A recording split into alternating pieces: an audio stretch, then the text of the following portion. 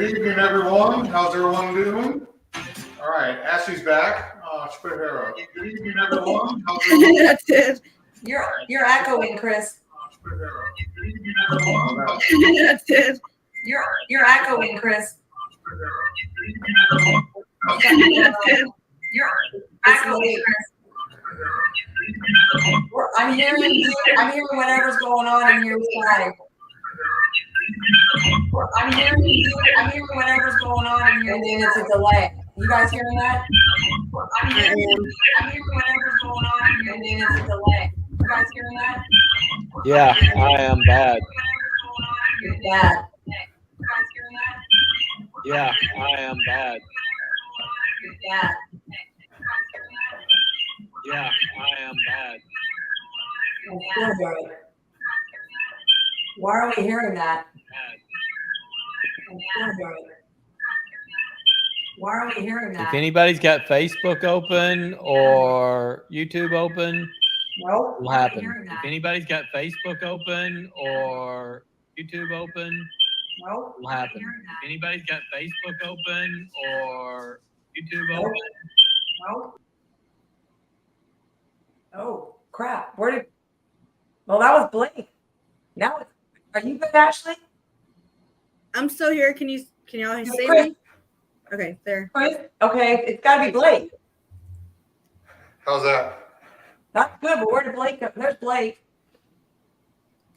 How's that? Blake. how's Not that? good, but where did Blake go? There's Blake.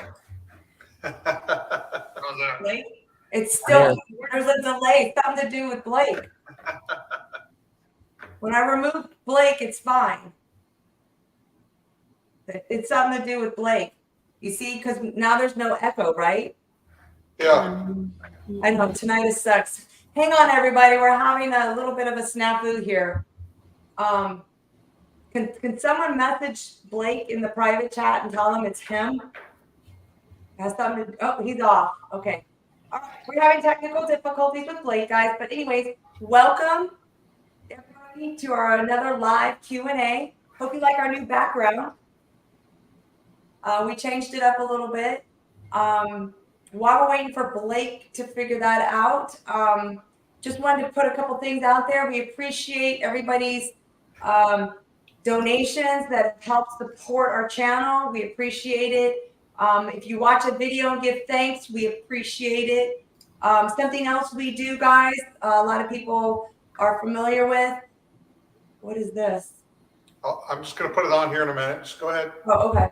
Is we do consultations for a donation, and Blake can actually come on with me because he's got the medical side. So if you want to do a consultation with myself and you want Blake included, if he's available, we can go ahead and do that with him as well.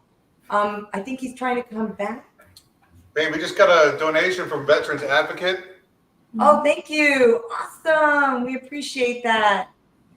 Do you want to try and add Blake? He said, thanks for giving Jackie the night off too. So I just wanted to share this with people.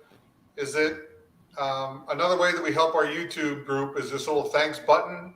That's a terrible picture. Sorry, it just paused right there. But so yeah, if you guys like a video and it's very helpful, you can hit the thanks button and donate that way. Like I said, we got a lot of money that goes right back into all the subscriptions and software and all that other kind of stuff. So it really helps out. We very much appreciate it. I think Blake is back. I think we're good. Did that work? That worked. It was you. You were the culprit. I had another browser open and Facebook had it up. That's the first time I've ever seen one of our lives on Facebook. Eric Lyra says you're the mole. That's awesome. Well, we were just to catch you up. I was talking about the consultations and that if you're available, you'll join me. If somebody needs, if I can get you on to jump on the consultation with me for the medical side and you're available, that you'd be happy to join. And then we got a $20 donation from Veterans Advocate, which we appreciate the donations. Like we said, it goes back to the channel. And welcome everybody. We appreciate everybody coming. As you see, Jackie is unfortunately not here again tonight. She had a previous engagement. So on with the show we go. Between all of us, I think we can get your questions answered. Whatever we cannot answer tonight, guys, or it takes too long, we'll have you email us at our email. Of course, you pop that up. That's our email. Keep that handy dandy. Always feel free to email us, but always redact any personal information that you have when you send it to us, and then we'll be happy. All right. So I guess with that, do we have some questions, Chris? We got to do the disclaimer. Oh, I got to do the disclaimer. See, you mucked me up, Blake. All right, let's do the disclaimer real quick, guys. Thanks, Blake, for reminding me. All right. VA claims veterans helping veterans is not an accredited agent, BSO, attorney, or entity recognized by the Department of Veterans Affairs and is not affiliated with the VA in any way. We do not assist veterans with the preparation, presentation, and prosecution of VA disability claims for VA benefits. This Q&A is solely for the guidance purposes and should not be considered medical or legal advice. Basically, guys, we're just here to answer your questions to the best of our ability based on our knowledge and our experience. All right, we got that out of the way. So now we can roll. And Ashley, you good to ask the questions? Yes, ma'am.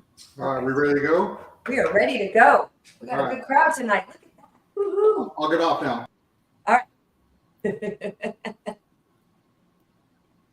All right. First question from J2DAZ. Can major depressive disorder, panic disorder, and/or social anxiety be secondary to tinnitus and patellofemoral pain syndrome with what's that, Blake? Arthralgia. Arthralgia. Okay, is the first one a knee pain? Yes. And then what's the one that you just pronounced? That's joint pain. Okay, so I think we're going with this somatic symptom disorder, secondary chronic pain. Well, yeah, well, it looks like they're looking for to claim their major depressive disorder is secondary to patellofemoral pain syndrome, which is similar to chronic Mental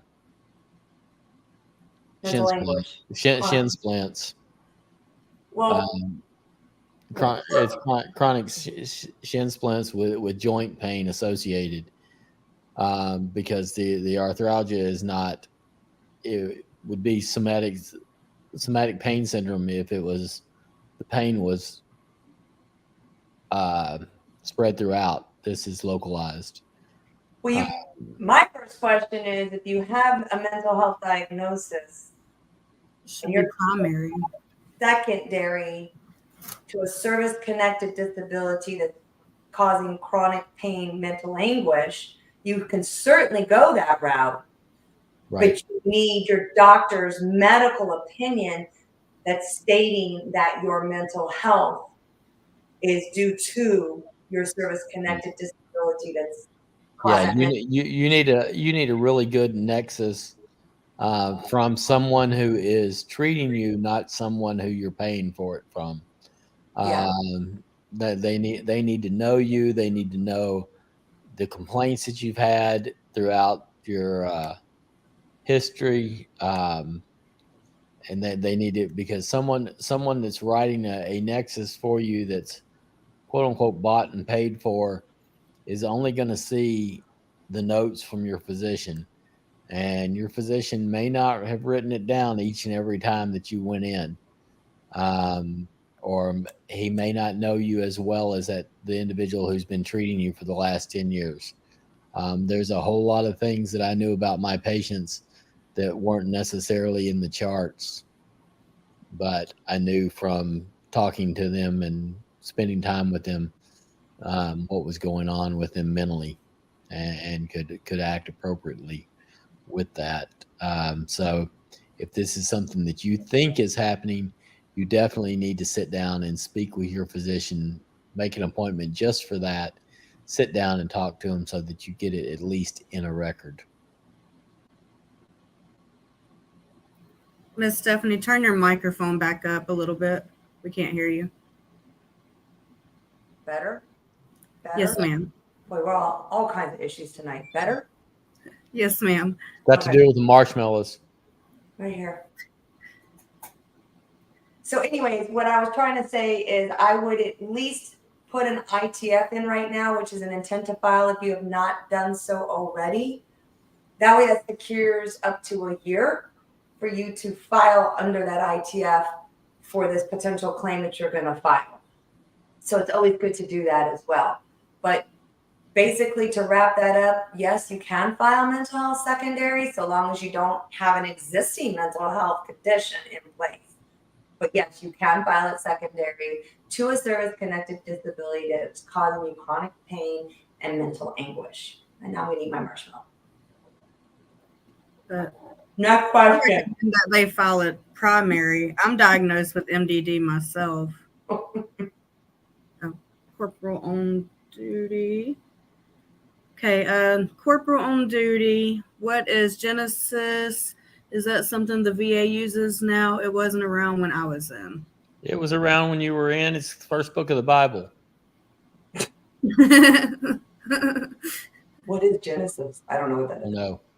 I have no idea what that is. Can you give us some more substance to that? And we'll be happy to answer that. And while we're waiting for Corporal, we'll go to the next one. Okay, this next one is from Candace Shanae. What are the benefits of going through the VSO versus doing the claims yourself? Well, first of all, you are your best own advocate, Candace. So I always say, do what you can. 2, lately I've seen a lot of bad VSO information going around, to include something about IU and TDIU the other day. That's disturbing. So really, I used an accredited agent when I couldn't go any further and I needed somebody to help me with appeals, but I did all my claims on my own because of my knowledge and understanding the CFR and the N21-1. So when you're asking the question, is it better to go to a VSO versus on your own? You also have a accredited agent, you have a VSO, you have the DAV. They're all hit and miss. I know Blake wants to chime in as well, but for me personally, I was my own best advocate up to a point. But even when I had an accredited agent, I was still submitting stuff on my behalf. Right. Let's go back to the Genesis question real quick. I just Googled it. Genesis is a medical record system that will be deployed throughout the VA and the military. It's one joint system where everybody's records will be in the same place. And it's been used since '93, apparently. I just put it in our private chat. It's been out there. It's been out there since I was in. I got out in '99. It's been out there. It has not been. It's laid dormant. It looks like they're now starting to deploy it. They have it in 119 of the hospital systems, and it will eventually be. It'll eventually be military wide, both active and retirees. Okay, I didn't know anything about that. Interesting. Okay.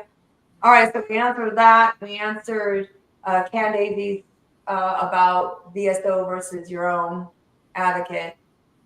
Thank you, New Fat Boy Fitness, for the $10 donation. We appreciate any and all donations. And his question, Ash? Okay, so he's currently 10% for tinnitus and gathering evidence for 2 secondary claims, migraines and anxiety. If I file both at the same time, will they get combined and give me a lower rating, or should I file one at a time? Wait a minute, they're already in gathering of evidence. They're already claims pending. Mm-hmm. Migraines and anxiety. So they're already pending. Combined. Is that what you guys are saying?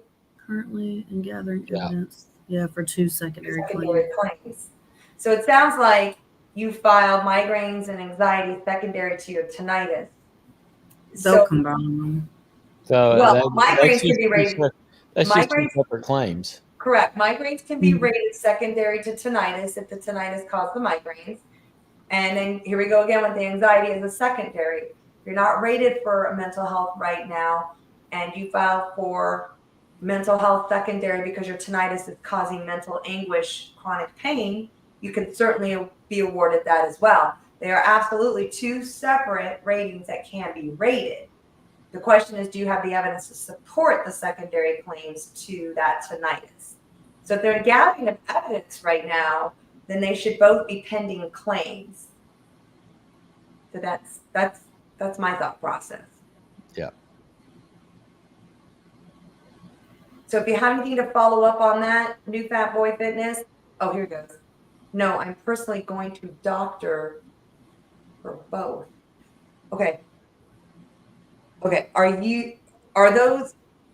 Is the migraines and anxiety current pending claims? Okay. Haven't filed yet. Got it. Okay. So then I don't know what the gathering of evidence meant. So we'll scratch that and start over. You can absolutely file them secondary. You're doing the right thing right now by getting your doctor's information and supporting information to support it.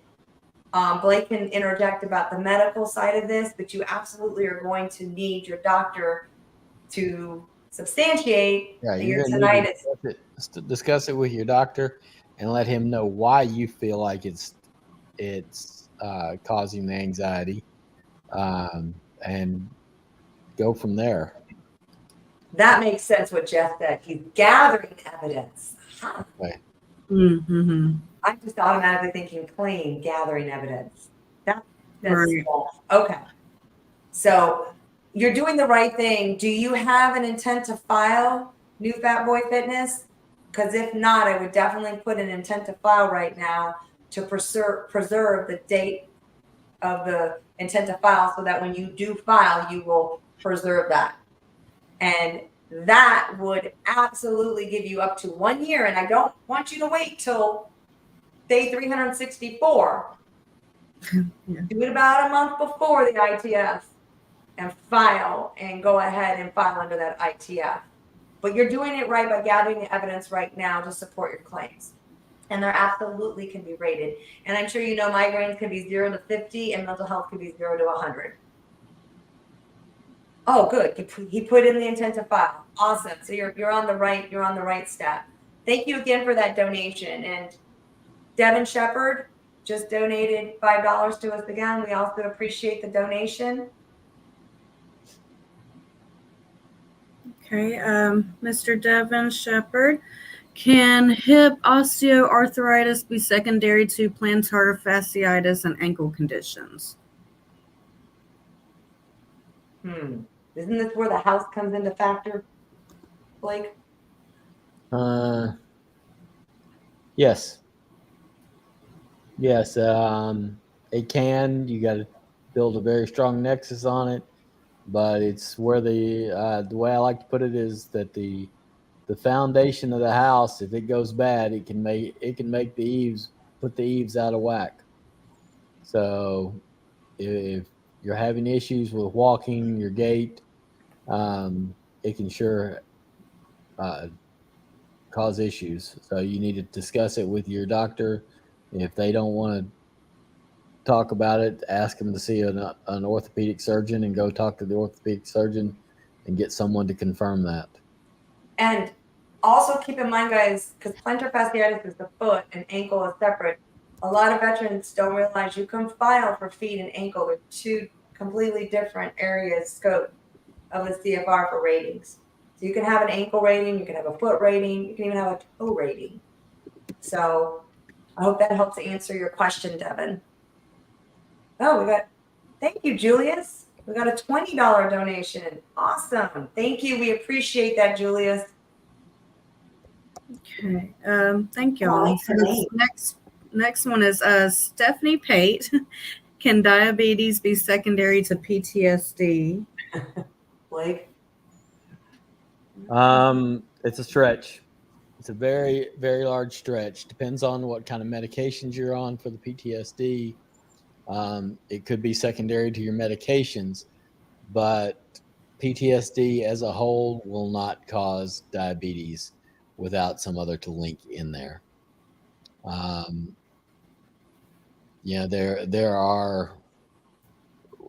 We have many discussions about obesity being a intermediate step, and if your PTSD causes you to overeat, you might be able to go that away. However, that's going to be one that's going to take a very, very, very strong nexus, and you're not going to find one unless you pay someone big dollars to say what you want them to say, and then the VA is probably not going to count it.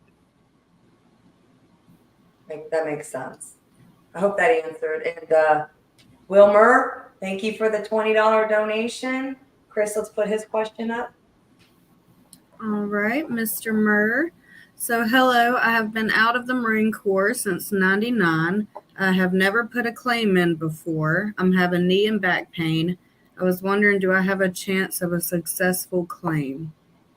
I will take that answer. I got out and was out 16 years and never knew I could even file for healthcare or benefits. So the answer is absolutely yes, you can file. What you need to do is start from the ground and work your way up. So, Will, if you do not have your service... Steph, there's part of the second question right there. Sure. Go ahead, Ashley. I believe I should have something in my records for my knee, but not my back. Should I start making a paper trail now? Thanks for what you all do. Yep. Yes. Mm-hmm. So if you have your records from service, great. Comb through them. I'm gonna be a repeat here. Make sure you have that intent to file right now. If you don't have an ITF in file, put that in place right now. Comb through your records. Get with your doctor. Start getting a history of everything that you have potentially that could be service related as a disability, and then get ready to file the claim all at once. And then that way, when you're ready to file, you've got everything. And remember, service connection requires in-service, continuity, doesn't have to be, but it's nice, and current diagnosis that's chronic. So typically you need those three for a primary service-connected disability. If you don't have continuity, you better have a real good reason as to why. And I will answer that. I had no health care for 12 years. I was unable to, but I was able to establish with a doctor once I did have health care. And they were able to look at my records and they were able to see that I had problems. And I had at least a few years under my belt before I ever filed my VA claims. But Blake is right. If you don't have continuity, you've got to show that missing link from service.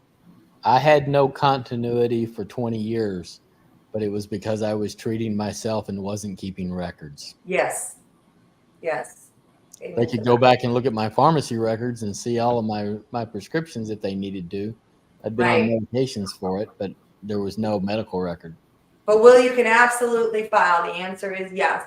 You just got some homework to do.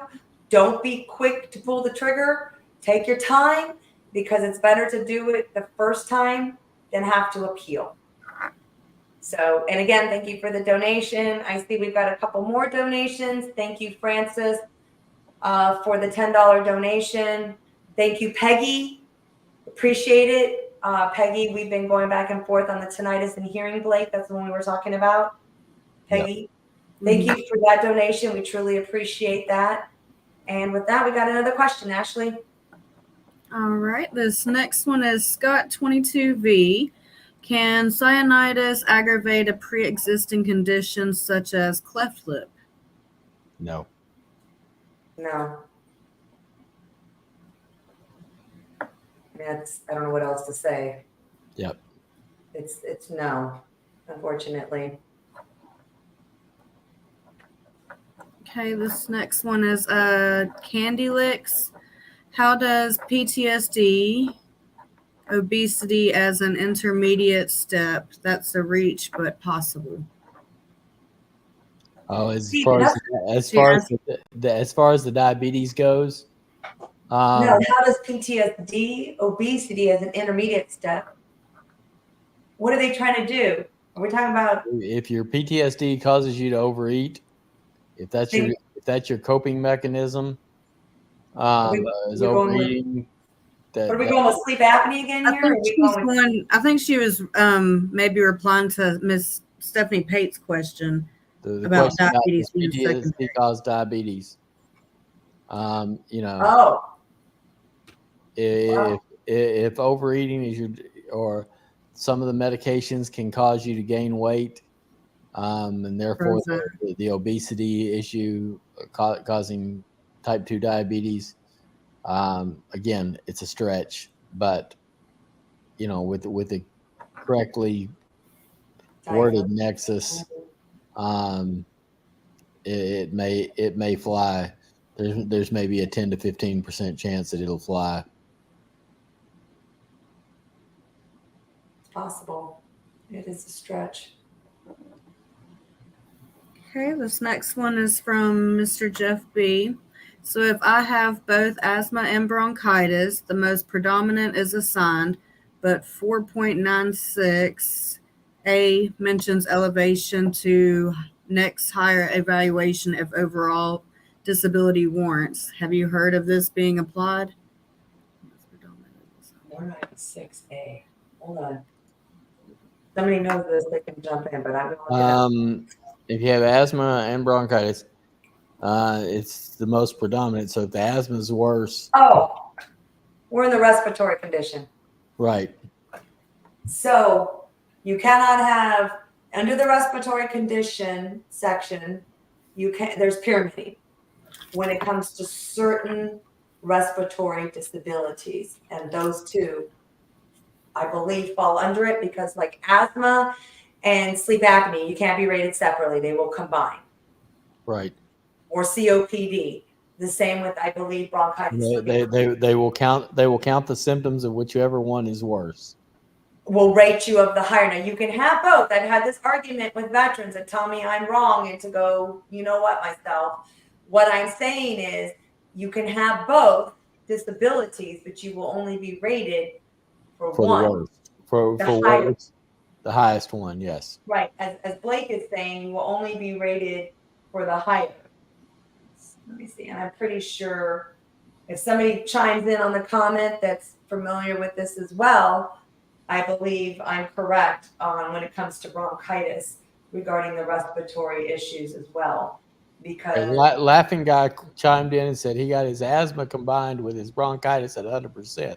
No, they gave you 100% for your asthma, or whichever symptoms were worse. What he's saying is, yeah, you got it combined.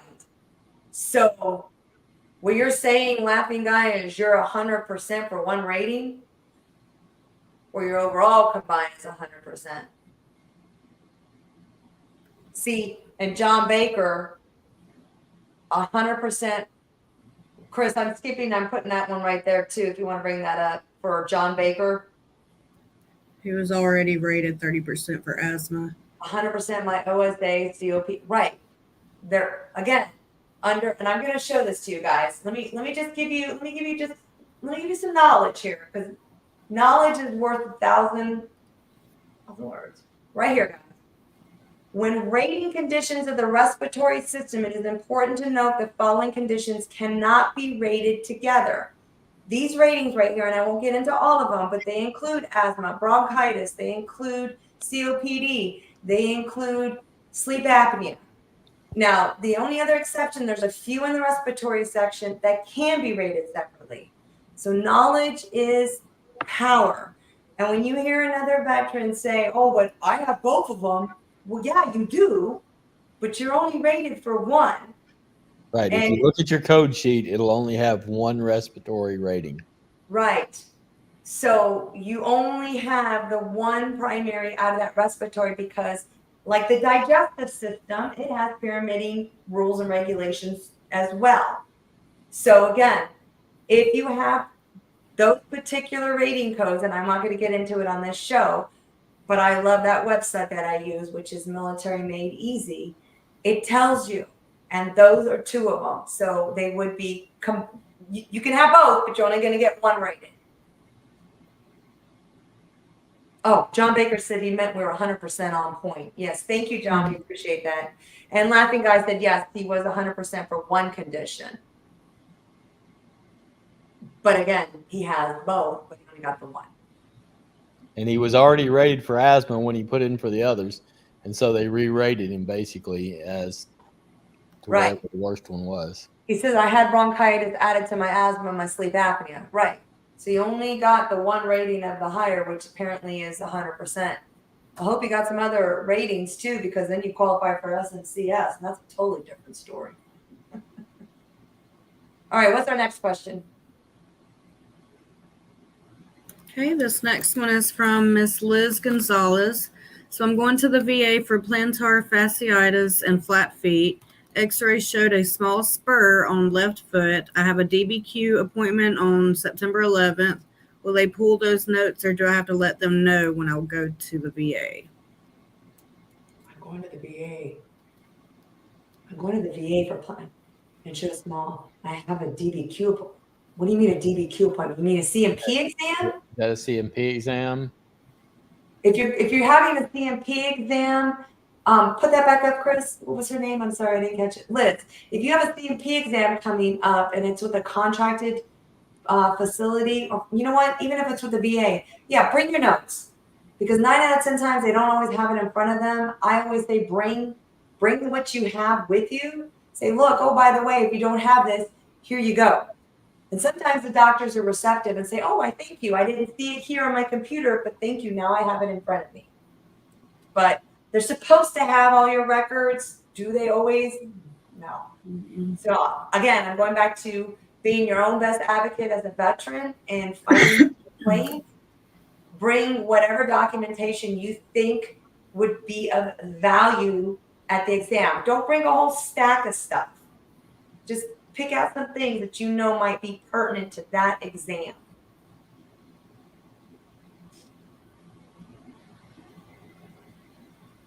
You're welcome. Where's our question guy? Okay. He's back.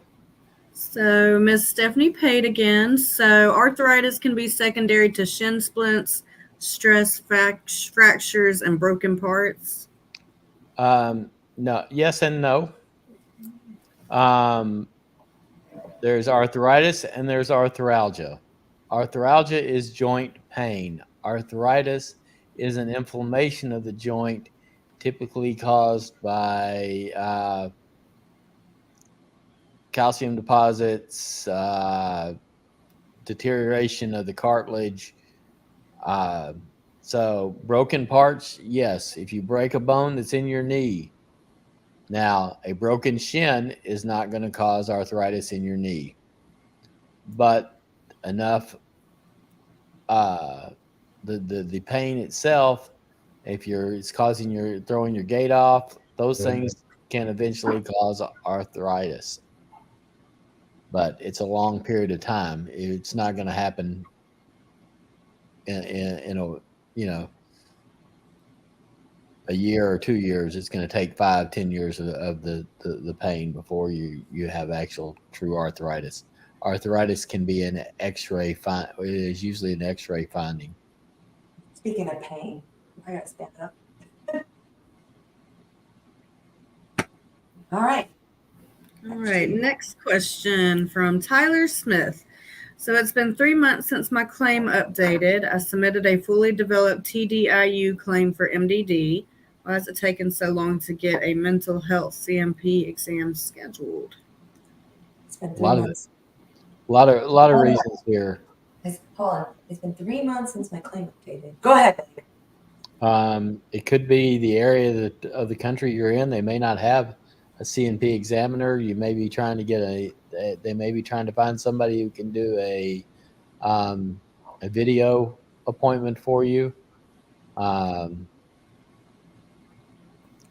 would call and ask them. I would call the 1-800 number. I got a lot of questions for you, and I'm going to start rolling them off. He's already diagnosed with the MDD. He's trying to get the TDIU. That's where I'm going with this. First of all, if you file for TDIU, IU, obviously you most likely, I assume, know the requirements to file for TDIU. Did you fill out the form you were supposed to fill out? Did you submit the form you're supposed to submit to your employer?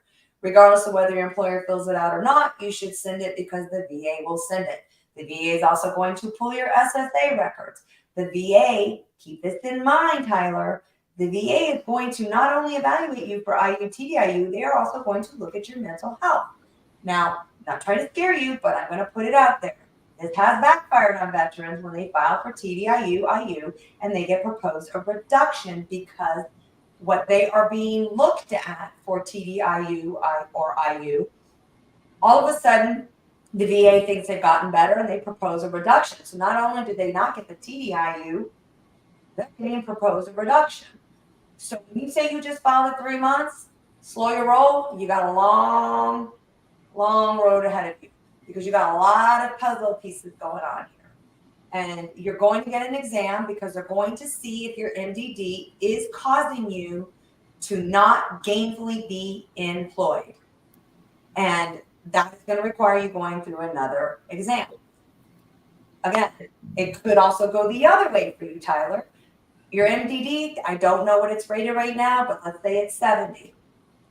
They could say you're 100. And then TDIU is moot. You become 100%. They could increase. All employer forms are filled out entirely. I've been to the ER for panic attacks over 100. Okay, I get it. I understand, Tyler, but you still have to go through the process for TDIU. Mm-hmm. And it's going to take time. They're going to evaluate you. Like I said, it's possible your mental health could get increased. And you don't need the TDIU stigma that's attached to it. You could just get evaluated and get it. But it's going to take a while. That's all I'm saying. So just have some patience. There are a lot of claims out there because of the PACT Act too. So just keep that in mind. I know you're frustrated, but just hang in there. Trust the system. It's got to work it. Hey, did we get another donation, Chris? We did. Alyssa Sanchez. So, Ashley, this is going to be a 3-part question. She's got a lot of stuff to ask. Yes, Thank you for the donation, Alyssa. All right, let's go with it. All right. So, Ms. Sanchez, I have suffered from chronic tinea pedis, What is that? which has affected my toenails and make it difficult to wear certain shoes. I submitted a claim, which was denied, stating it was not service connected. Toenail fungus. There's a 3-part. However, my tinea pedis started after basic when I was exposed to it during the sharing of bath stalls. Is that ingrown toes? That's nail fungus. Okay. I saw someone outside of the military for oral medication while I was still in the service, but it seems like they are having difficulty retrieving those records since I did not see a physician on base. Well, and that's going to be the issue, is proving that you were exposed to it during service. And if you wore shower shoes. Yeah. The whole issue of being exposed. You can be exposed from any number of things. You can be exposed in your own house. You can be exposed in a house that you've moved into that wasn't from the last tenant. So if you weren't treated in service, if you had it while you were in service, you should have gone and sought out medical treatment from the clinic on base. I guess my question to her is, and maybe she can throw this in here. Did you go while you were in service for this and have this in your service treatment records? How long has it lapsed since you got out and got this, I guess, current diagnosis? Because toe fungus can be rated with the VA under the dermatitis, I think it is 7806. But we need a little bit more information to answer that. If you aren't able to answer all of it tonight, you can always email us. There's our email. Send me some more information. We can maybe go a little bit more in depth, and we can talk about it a little bit more as well. But that's really a hard one. Mhm. It's foot ringworm is what somebody said too. I thought, yeah, like Yeah, it's athlete's foot, and it gets under the nails. In severe cases, they remove the nail. I think Taylor. All right, we got guys. Thank you very much. We have a ton of questions. Thank you for the donations. Tyler, thank you for the $5. We appreciate that. Did we do Devin Sanchez? Yes, Yes, sir. Mhm. we did him. All right. Yep. I want to make sure we're getting it. We got a lot of questions coming through, so this is awesome. I just want to make sure we're getting everybody. Yeah. I think we are. And if we're not, and guys, if we're missing your question, just comment, be nice to us, and just say, hey, you forgot my question. And Chris will scroll through. Yeah, bear with us. There's a lot of stuff going on back here. We'll try and get to you. It's just going to take a minute. This is one of our largest Q&As. Right, we got a lot of people. Let's try Eric. Okay. Yeah. All right, next question. Here we go. Ash. Next one, Mr. Eric. So, private doctor or VA doctor? To ask those questions, I feel like VA doctor hasn't written all of my complaints in. Well, one of the things that here is that it's not just a VA doctor who doesn't write all the complaints. Sometimes it's private doctors don't either. One of the nice things about the electronic medical records, and particularly in the VA, is that 3 days after your appointment, you can go back and see exactly what they wrote. So you don't have to say, I feel like. And if they did not address something, then you need to let the patient advocate know, and B, go back in and see them and say, I'm here just to address this issue. Don't go in for one appointment and that's a 15 or 30-minute appointment and expect to address 17 issues, because they don't have time to do it and they don't have time to document it. Well, and the other thing too is your blue button. If you're due diligent, if you're due diligent, you look at your blue button. I look at mine at least once a month. I don't look at it once a day or once a week. I look at it once a month. And I try to go over it. Unfortunately, what a lot of how when you go in there and you're sitting there and you're waiting for the doctor and the nurse comes in to do vitals, the first thing they ask is, how are you doing? And if you say, oh, I'm good, or what, that's all they put. And then they get your vitals, and then that's it. And then off to the doctor's notes. And then sometimes the doctor's notes aren't correct.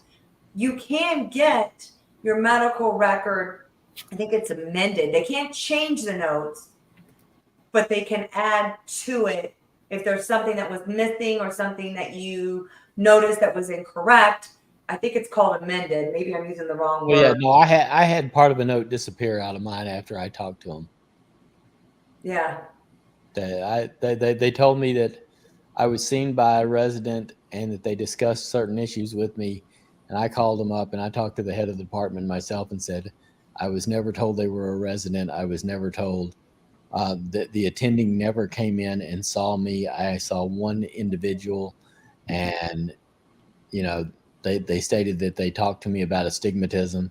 I have never been told I had astigmatism, period. And he was trying to tell me I was wrong, and then I pulled my credentials and said, look, I am a physician. I know what was going on in there. I know what happened. Yeah. It's not happened. And that note disappeared. Yeah, and I get frustrated too with VA doctors. That's what I'm subjected to. Unfortunately, is just VA doctors. But I get tired of the secure messages when they're short and they don't make any sense. Or, okay, what do you mean? And you didn't give me enough information. And it's it gets frustrating. And then you message back, and then it takes days to hear back from them. Right. I get it. But that's everywhere in the medical field right now. Yeah, but It's in not just community care, though, I'm finding that the doctors, like the portals I have in the community care doctors, they're on. Versus my doctor, who's at the CBOC, that probably has thousands of veterans to see, under him, and Well, You know, you're waiting for a CAT scan to be explained to you, and it's like, oh, it was blah, blah, blah, blah. Well, the other thing you're dealing with is not necessarily VA doctors. You're dealing with VA employees Yeah. because they are understaffed and they are underpaid. Well, his nurse responds. My nurse responds and says, hey, I reviewed with Dr. blah, blah, blah, and Dr. blah, blah, blah said this. So she is conversing, but again, I get it. I understand, you know, I am thankful I do have community doctors that I can go to because I feel like I've got some good care with them. And I've had some good VA doctors, but I don't like my CBOT doctor, but that's a whole nother story. Anyways. But to go back to the question, VA doctor versus private doctor, I think it's really your preference to use. There are bad doctors out there, and there are good doctors in both systems. So Yeah. it depends on what you can afford and who's paying for what. Yeah, exactly. Ooh, all right, next question. Oh, we got another one. Tyler. Mr. Tyler again. So, can my personal mental health counselor fill out a DBQ instead of waiting for a CMP exam? You're already rated for mental health. You don't need it. You're already rated. You don't need a DBQ.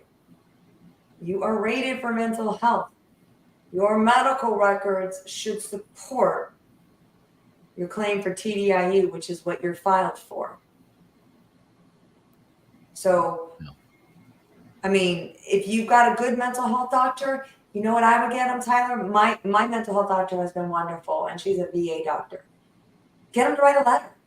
Just say, my name is so-and-so. I have been seeing so-and-so for X amount of time. So-and-so's on this. So-and-so deals with, and one pager.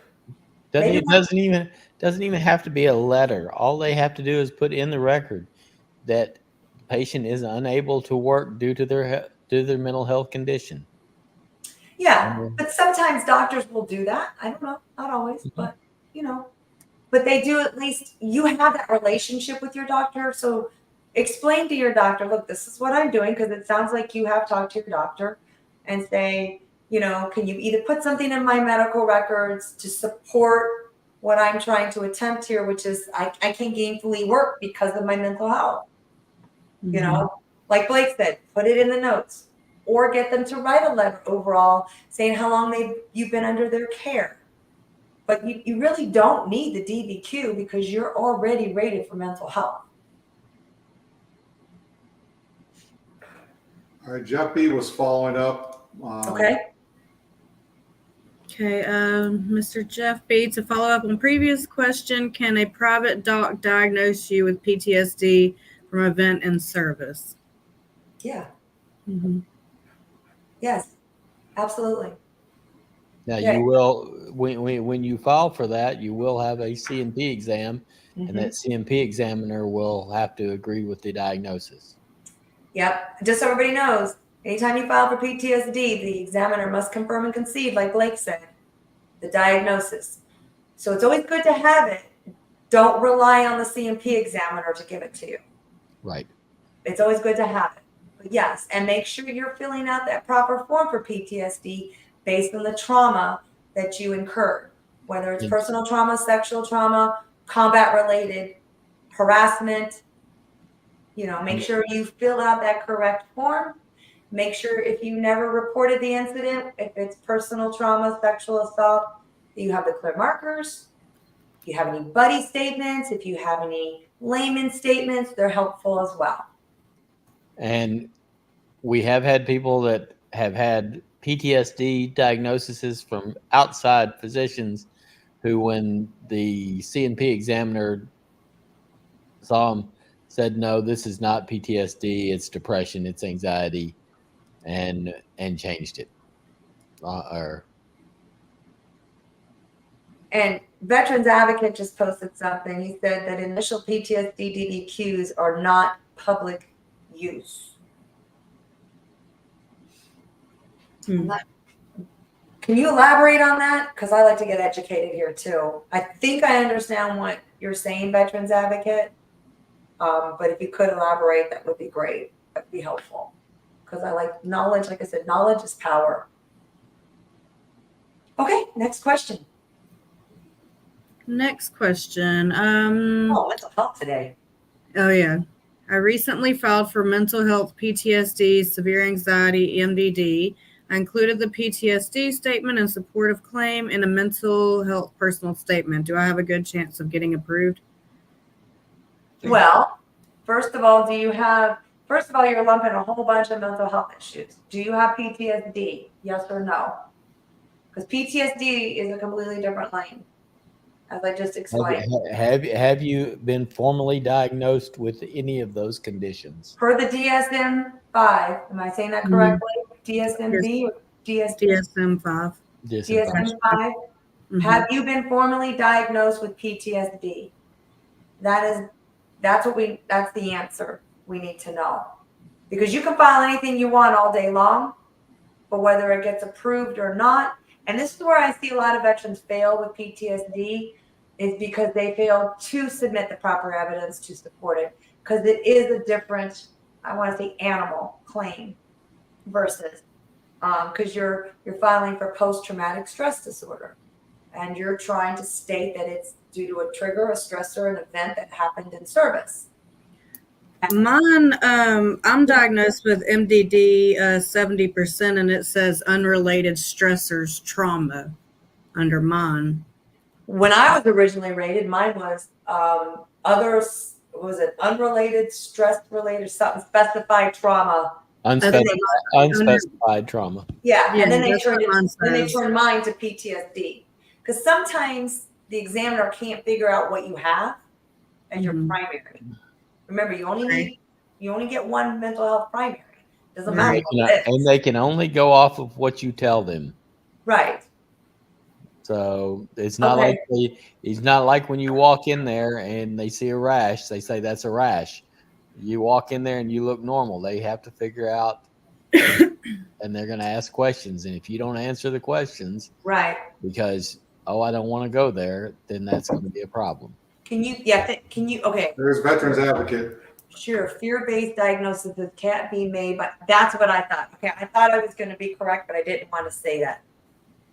The fear-based diagnoses cannot be made by an outside or non-contract provider, but personal trauma can.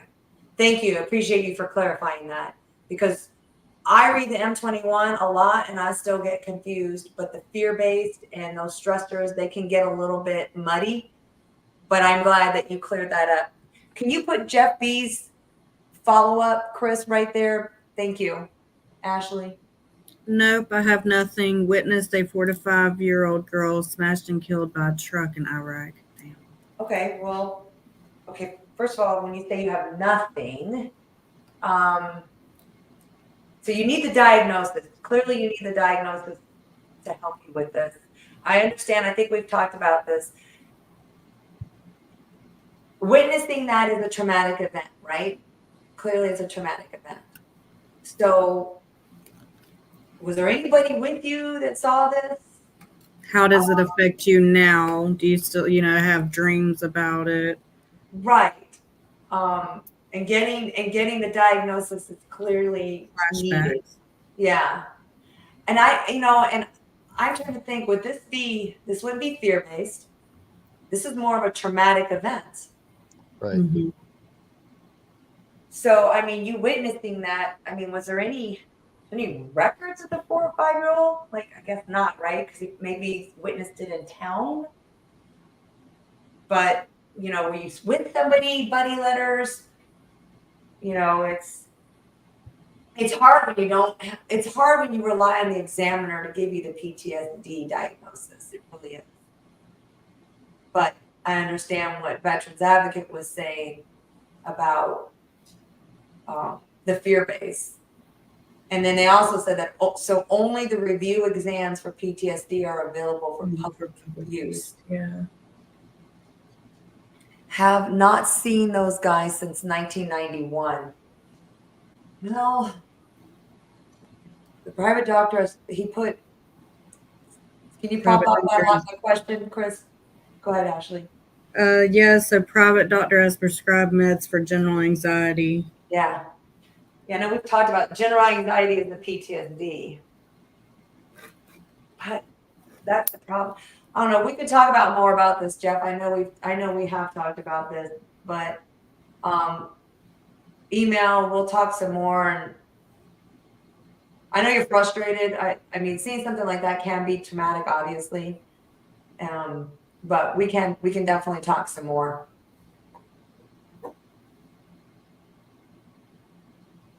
Mr. Matthew, where does one find a vocational rehab information?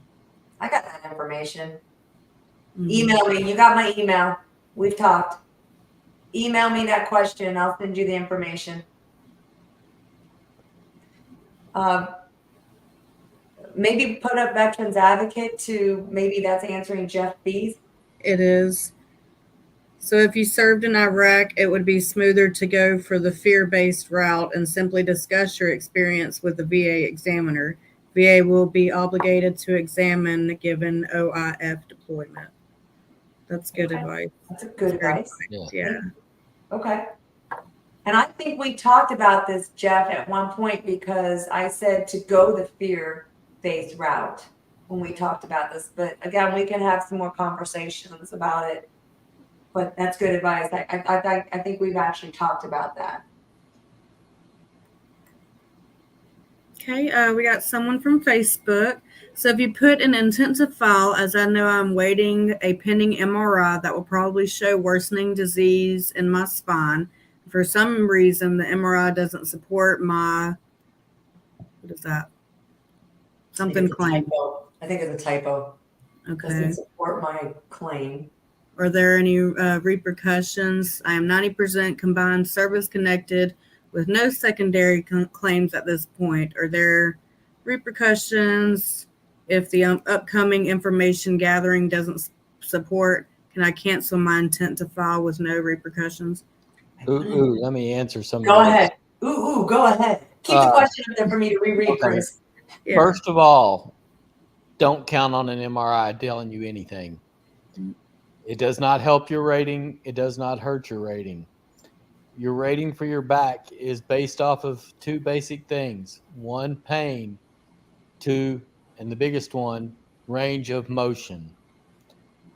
I have 40% of all back pain has zero findings on X-ray and MRI. And the VA knows this. So therefore it goes off of your range of motion and your pain. And I was about to say the same thing, that 40%, if he's already rated, I mean, he didn't say what he was rated for, but that's basically the max. I'm talking 40% of all back pain, period, has no X-ray, there's no reason for us to say, oh, look on X-ray.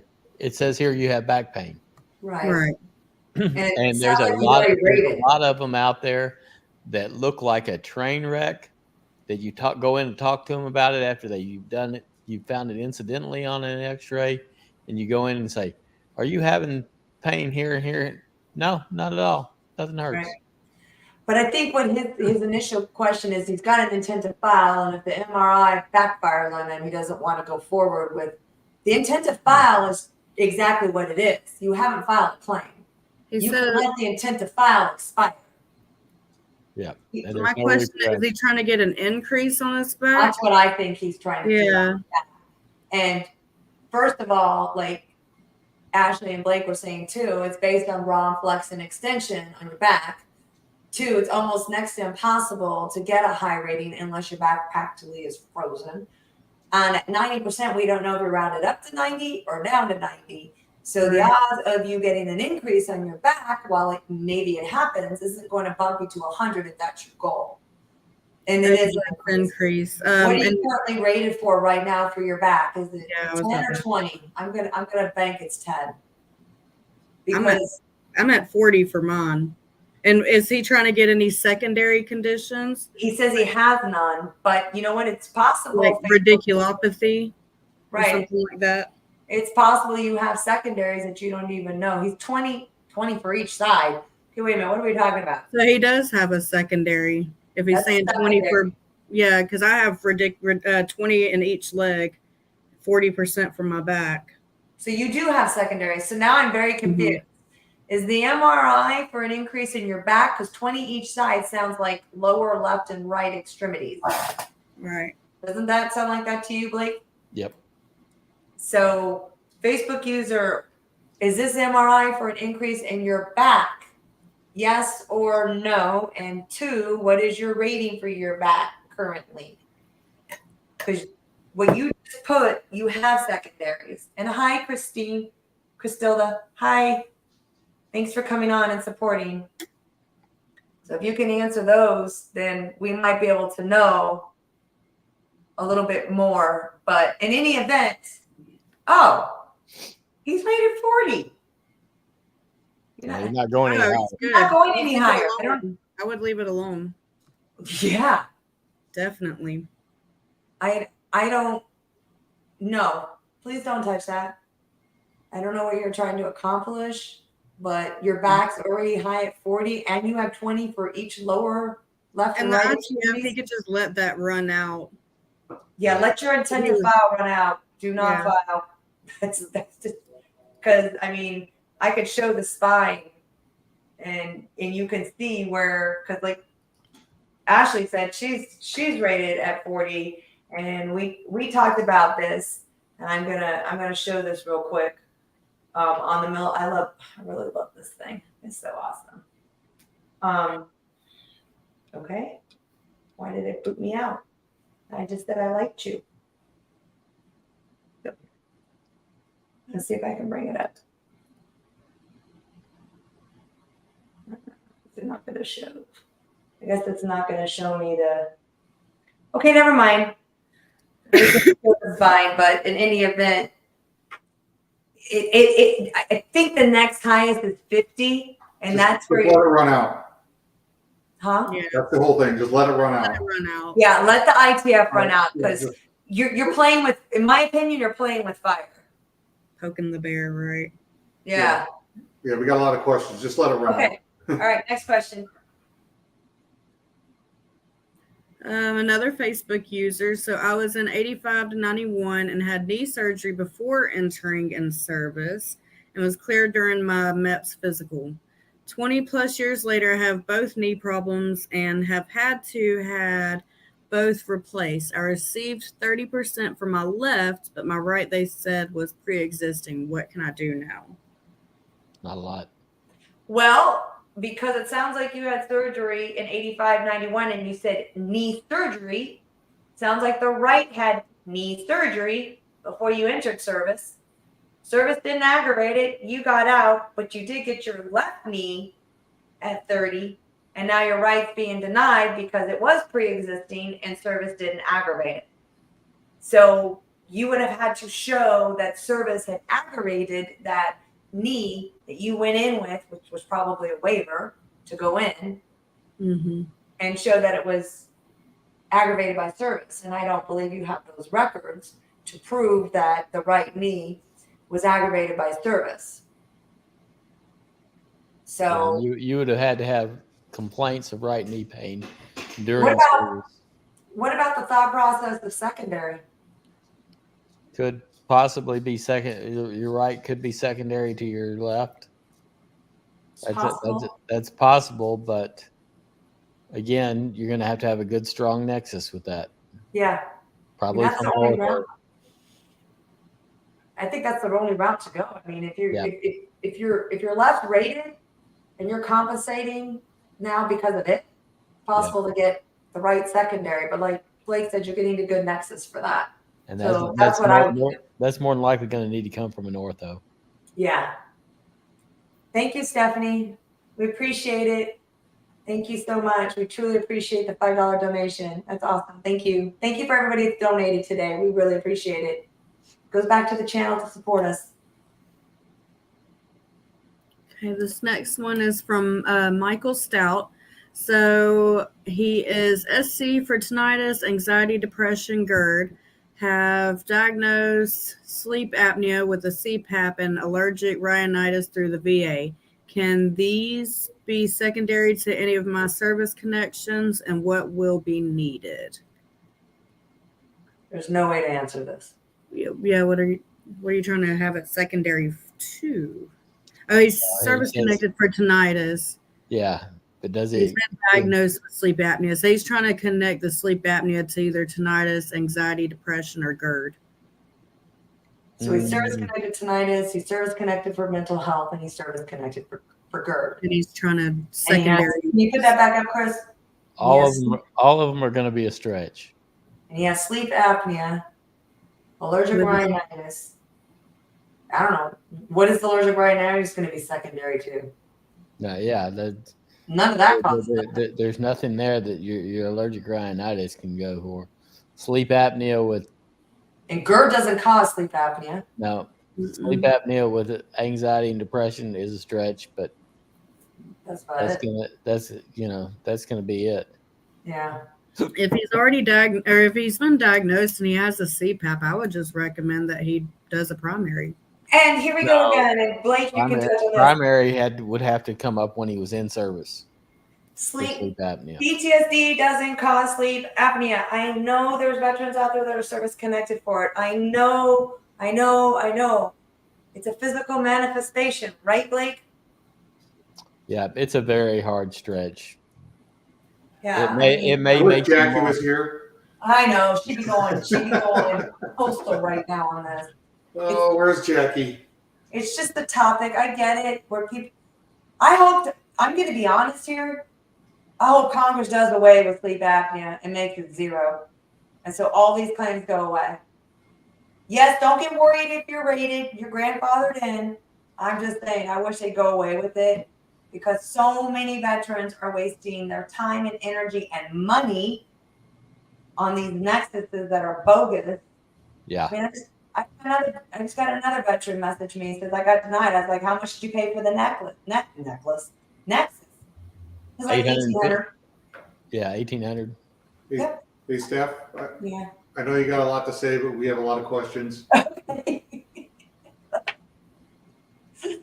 So Okay, put the we'll next move on. And one more thing, hold on, because Oh, somebody okay. did make, hold on, somebody made a good point. Scott 22V, back to the gentleman that asked about allergic rhinitis. If you did serve Gulf War burn pits, it is presumptive. True. So long as you have a current diagnosis, Michael. So could sleep apnea be second? No. You can't be rated for both. But All right, so we can skip that question. if it's presumptive, it could be presumptive. Yes. Okay. Are you ready, Steph? Yeah. Okay. All right, Marie Holloman. So hypertension, why is the criteria for 10% and 20% so high? Should you take meds and go in for a CMP reading to show the high reading, or get a letter from doctor explaining your hypertension? I gotta go grab The criteria is based on Congress. Yeah. But a disability and a diagnosis are two different things. You have to prove how it affects your life on a daily basis. If you are taking a pill for it every day, that is not affecting your life. Correct. And back to her question, why is the criteria so high? That is through Congress, who writes and passes the CFR. So if you have any issues with ratings or any issues with disabilities, and you got to take it up with your congressman to get them into law, rewritten, updated, stuff like that. It's unfortunate, but that's the CFR. You should not, this is medical advice. You should not stop taking your medicines to go in to get a high reading. Oh, did she say that? Well, please don't do that. Please don't do that. They should. I think Blake was just throwing it out there as not to do that. No, she says it in her question. Oh. Did you not take meds and go in for a CMP to show the high readings? Oh. No, that's a recipe for a stroke. Yeah. Or a heart attack. Death, 6 feet under. Yeah. No, it's not worth it. Not worth it. All right. Please. You back, Ashley? I am. I had to grab my charger. My phone's about to die. All right. Okay, next one's from John Baker. Should a bilateral factor be automatic, or do we need to specifically ask? It is automatic. You won't see it on your rating other than on your rating code sheet, which we have a great video on that, on how to obtain your rating code sheet. But it is contained on your rating code sheet, and it gives you the percentage and breakdown of what your bilateral is. Like I have bilateral for my feet and my ankles, so they give you a percentage. So the bilateral factor is computed when you get your rating, but the only way to see it like broken down is on your rating code sheet. Chris, do we have that video? You think you could be on the struggle bus and do that, or? Yeah, is that that's a separate one. It's not the C file one, right? Correct. That's the rating code sheet that's contained in your C file, which is another good video. Yeah, I posted it on Facebook. Someone kind of asking about that. Yeah. Here is the video for the rating code sheet. Okay. So there's the. Did you put it in the comments? Yes, we did. Yep. It's in the. It's who just asked that question? John Baker. John. Yeah. John, so there's the link on how to obtain your rating code sheet. It is a FOIA request, and I did see a question about FOIA request. I know that's coming up too, and we'll answer. But that's how you get it. You're welcome. But you have to get your C file, don't you? Yeah, you have to get your C file, which the rating code sheet is contained. I mean, if somebody just wants a rating code sheet, they could ask it in a FOIA. Well, here's the link for a video on C file as well. Yeah. So everyone can see it again. So those two videos are awesome. Get your C file. Your rating code sheet is contained within your C file. Yeah. I got hot flashes. All right, next one is from Miss Stephanie Pate again. So are there specific disabilities that don't go higher than 10%? Yes. Tinnitus, Tinnitus is one of them. Yeah. Morton's Erectile- neuroma. erectile dysfunction. No, erectile. You're right. Right. It doesn't go high. Yeah. It doesn't Oh, get you're right. You're right. There's a lot of zeros. Stephanie, there's a lot of. What are you doing? Oh, he's bringing me my fan because I'm gonna hook I you got up. hot flashes going on here. There you go. Oh, thank you. The turn it went off. Gotta keep you going. Keep me going. My So grandmother referred to those as private summers. there's a lot of zeros that are non-compensable ratings, and a lot of times you will get that, even though you may see a 10% and be like, hey, why did I get a 0? Because you didn't meet the degree of the 10%. But just off the top of my head, what we just said, those are some of them that are 10% and below that are max. I think, hammer toes, they're all zeros unless all your digits are hammered, then it's 10. Otherwise, they're 0. So the answer, Stephanie, is yes. There are a lot of, and Stephanie, since you're wanting knowledge is power, I would definitely dive into the M21-1 and the 38 CFR. You could really learn a lot by understanding the disabilities and reading what their different requirements are for different percentages. Oh, thanks, Chris. This is great. All right, next one is from Eric W. Can psoriatic arthritis be secondary to anxiety, or is it more than likely that it would be caused by environmental issues? Blake? Environmental and genetic issues. That's what I thought. Not mental health at all. No. So that was a quick answer. Next from Laverne. So I filed a claim for my right hip secondary to ankle and knee pain. I am service connected for my right ankle and right knee. My claim was denied. I submitted a nexus. Who did that nexus come from? And what did the denial say? And what did it say? So, Laverne, we're not going to be able to answer this, but if you want to email me the denial, redacting your personal information, I will take a look at it along with the team and share it with them, and we'll give you our answer and try to help you the best we can. But really, we can't answer it without seeing the decision. Right. And yeah, we also need to see what the nexus said. And the nexus. If we could see the nexus too. And, oh, by the way, how much you paid for it. Yeah, the nexus will get thrown out for a number of things, including the doctor not putting their NPI number on it. Yeah. You know, there's a number of nitpicky things that Yeah. this will be thrown out for. You're welcome, Lamar. Particularly if it comes from a hired gun that is on the VA's list. Yes. All right, Ashley, All right, I'm going to be Ashley. Are you going to be Ashley? Okay. Yep. So, Why do you keep your hair up? So Candace A. Cheney, if I want to appeal a claim, would that fall under the intent to file? Should I wait to gain more evidence before I appeal, or should I file for it now? When you file an appeal, ITF has nothing to do with it. ITF is for new claims. Well, when your claim is, if it's a supplemental appeal, if it's been past the year, or a supplemental claim, ITF has nothing to do with that. ITF has nothing to do with a supplemental. She's asking about an appeal, a claim. right? If it's been within the time period of an appeal, right? You're correct. So if you're appealing a claim and it's within the 1 year of the claim being denied, your options are the HLR, the supplemental route, the direct board review with the judge. What Blake was saying is if it's over a year, but now you have new evidence and you want to reopen that previously denied claim that's over a year, that's still, which is confusing, supplemental claim. I guess you could use an ITF because then it's considered reopening a new claim. If you don't have all your evidence together and you need to want to save that date. Yes. Yeah. So Veterans Advocate says you are correct. I was referring to appealing within 1 year.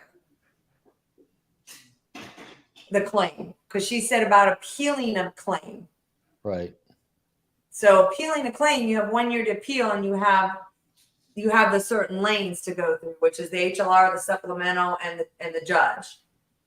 It really is confusing with that supplemental claim, in my opinion. Right. But anyway, appealing a claim that's within a year, you go that route. ITF, if you're going to open up a previously denied claim over a year with new evidence. Okay, moving on. All right, Stephanie Pate again. She says she actually knows someone who was assaulted back in OIF, but is not reported. Would he be wasting his time because nothing had been recorded? No, if you can write him a buddy letter. Again, it goes back to some mental health night. It goes back again to if you can get the PTSD diagnosis and you can get substantiating evidence to support it, then no, absolutely. A lot of sexual assaults are never reported and people get rated. They have to provide the evidence to support it. They have a little bit more hoops, but no, he absolutely can file. He just has to have the evidence to support it. So with no record, would that be, could they do a layman's or witness statement? Right. And their own statement? Their own, well, first of all, right, they would fill out the VA PTSD VA form for themselves. 2, try to get the PTSD diagnosis from their doctor. 3, if you got any buddies, any family you confided in, spouse, they could write statements as well to support the claim. So is that the alpha or not the alpha form? For You said PTSD form, right? correct, but he said he was assaulted personally. Right. Yeah, then that would be the personal, secondary to personal Is that trauma. alpha? Mm-hmm. Right. So he needs that form, right? Layman, if he's got any. The layman and witness statement, if someone knew about it or was there, Or he confided in somebody years down the road. So can he do his own statement? That is the VA form, the PTSD form. Okay. All right. Let's see here. So Richard Blue again. If you have depression and anxiety, can it be changed to PTSD or can you have it all? Well, you can have it all, but I'm not sure I understand the question. Are you currently rated for mental health? Because you only get one primary mental health rating. And So- typically you can't change it. You don't change it. The VA sets your mental health rating based on your mental health award. But again, a little bit of information is missing. Are you one rated right now and you think you should have it rated as PTSD? Because if that's the case, don't worry about it. You're rated, you're rated. It doesn't matter what your primary is. All right, we're getting close to the hour-and-a-half mark, so we're going to take a couple more questions here. Well, take everything that was in the queue because that's not fair. Correct. I've got everything that I've marked so far. Well, take Riri's and put it on there. Okay. And that'll be Riri will be the last one in the queue. All right. So let's get rid of. So here we go. Ashley's back. Corporal on duty, does a claim trigger reexamination? No, that's a Freedom of Information Act. All you're doing is requesting information. The answer is a big fat no. Next question.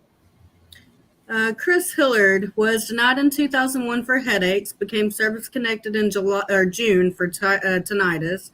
Do I file a supplemental claim secondary to tinnitus, or do I file a new claim secondary to tinnitus? Was denied in 2001. Became service connected in June. Do I file something? Well, it's 22 years ago, so you're going to be filing headache secondary, so you've already filed them. I was going to say, and do you have a nexus that says your headaches are caused by the tinnitus? And Right. The question is, did you have tinnitus in 2001?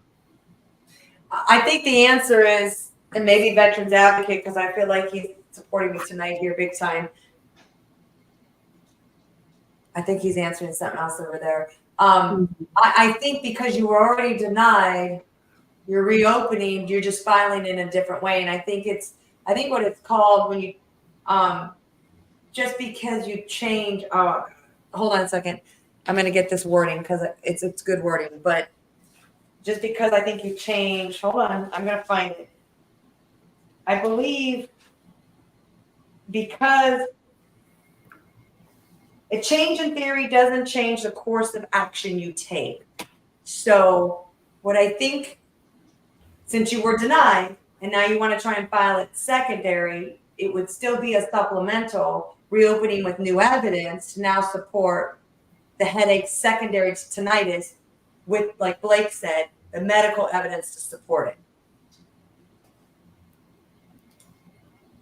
So that's what I think the answer is. Does everyone agree? Yeah. All right. I think I was hoping Veterans Advocate, because he's putting some information that I really want to say, but go ahead. Yeah, he's putting stuff out there that's pretty good, but we want to get these people's questions. So He said that's correct. Changing the theory of causing it is a new and relevant, so it would still be a supplemental. Bam, you got something right. Facebook user, how long does it usually take to get your decision letter after it's posted online? So the physical one, I mean, you could just print it online because now they're all available. They're available online. So if you can see it online, just print it. yeah, before you had to get a hard copy, and I think that's what he was asking about. Yeah. 10 to 14 days. And But I think now you can print them, right? well, Yeah. now you can go online and see all your decisions. Right. Mhm. If So you don't have to wait. Right. If you can't see it and it's been over 10 to 14 days, call the 800 number and they'll email a copy to you. Or mail it. That's the 800 number, right? That's the 800 number. Yep. And where do they go to get that decision letter? I have a short video, but you have to navigate through it. It's on my YouTube under my short videos on how to get your claim and appeal letters now online. I downloaded all of mine and saved them. It's on the app too. Yeah, I just don't remember how to navigate through the system without because going. it's fairly new, right? It is. It's a few months old. You can see it if you just look up your disabilities. It will It's show. somewhere like under right. claims and appeals, and then it's like decision letters or something. Yeah. I have a very small, short. It's less than a minute, guys. and it explains to navigate how to get through to see it, how to see your letters. But if you can't, like we said, just call the 800 number and they'll email it. Make sure your address is correct too, guys. A lot of times, All right. y'all I feel got like it. You got it? I got the short, Okay. because that's going to be the next question is how do I see it? So, Okay. Well, there's the short. all right. Okay, Uriel Lopez. So, hi. Would submitting a claim for PACT Act affect my current rating? Thank you in advance. No. Nope. All right. That was easy. All right. Last question. Woo-hoo! All right, yeah, I know there's more in the queue, but There is? well, there Well, then was. you gotta And I think, answer well, I think there would have been if you wouldn't have stopped. Oh, Okay, okay. Riri Kia. So I had service-connected hearing loss in my VA file and was awarded 0%, but they gave me 10% for tinnitus. Should I continue to ask for a percent hearing loss or just be satisfied with getting the hearing aids? Actually, that's actually good. Did you get 0% or not service connected? If you got 0 for hearing loss, you're rated. You're service connected. You're service Mhm. connected.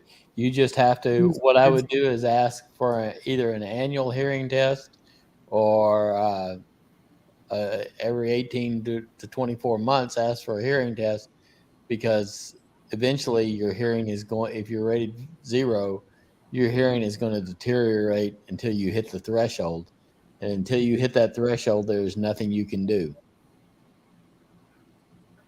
Just because you have hearing aids doesn't mean that you meet the threshold for a rating. It means you meet the threshold for hearing aids. Right. And at 0, oh, I missed it. At 0, that's good. Right. If you're 0%, you're service connected. So if your hearing gets worse, you can file for an increase because hearing is 0 to 100%. And to get hearing loss rated is really a good accomplishment of the VA. And So Blake, correct me if I'm wrong, but I don't think hearing gets better. No. it's worse, right? Right. It's one of those things that's going to deteriorate. Mhm. Right. And like I said, again, that's if you're rated 0%, that's good. If your hearing deteriorates, and a lot of people, quote unquote, think their hearing's getting worse, but it's what matters are the actual numbers on the test. Oh, And it's I don't exactly know what they are, but it's a certain decibel level at certain frequencies that when you meet those, that's where you can get an actual rating of 10% or higher. hey, Scott, do you have time for the Everett? go ahead. Put Everett's up. Go ahead. All right. Okay, Everett Robinson. Hello, all. I've been diagnosed with PTSD, OIF infantry, and MDD. Would it be better to just claim mental health and allow the CMP examiner to do their job? Well, I mean, if you've been diagnosed, I mean, I'm torn with this one. I mean, you could just put in a mental health and let the examiner again get one mental health primary rating. But if you've been diagnosed with PTSD and MDD, and it sounds like your PTSD is due to combat, OIF, Mm-hmm. right? I mean, I'm going to ask you, Chris, when you went through your exam, obviously you were in service. Did you go for specific PTSD or did you just go for mental health exam? Do you remember? I probably didn't know the difference.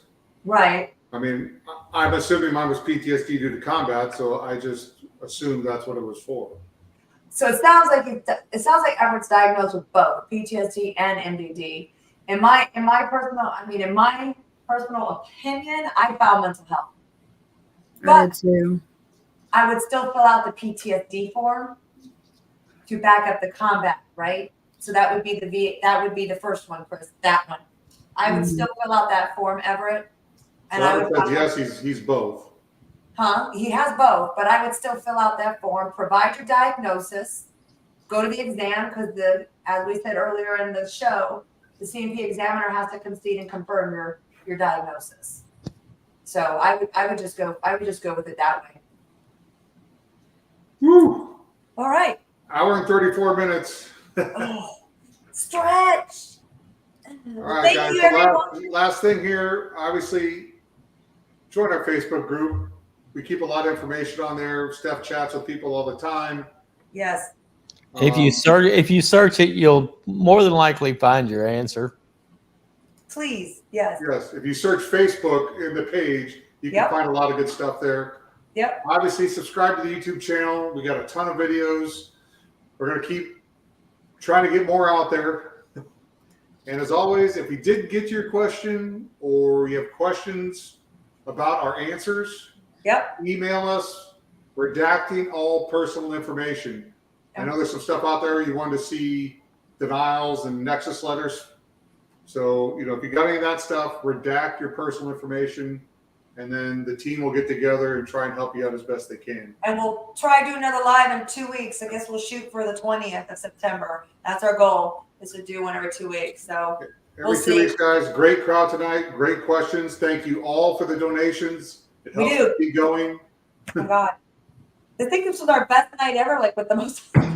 Right. We got a lot of questions. We have a lot of people on Facebook now joining us, so that's awesome. So thank you very much, guys. We appreciate Thank you, it. Ashley.